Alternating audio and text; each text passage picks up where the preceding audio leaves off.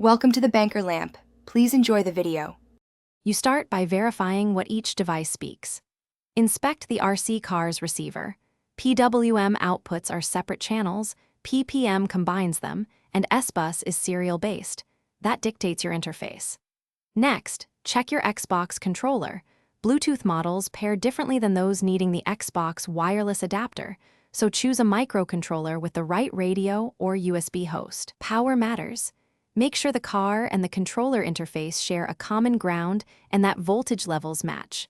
Otherwise, use a level shifter to avoid frying components. Once powered and connected, map Xbox inputs to RC channels. Read controller axes and buttons, then scale those values into PWM pulse widths or PPM frames. For S-Bus, you'll encode serial packets. Use proven libraries, an Xbox Bluetooth library or X-input wrapper, plus a servo or ESC library for hardware pulses. This speeds development and reduces bugs. Test each channel individually.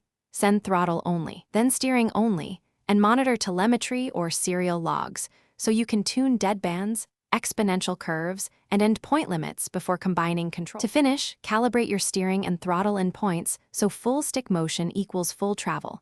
Then set a reliable failsafe to stop the motor if the link drops.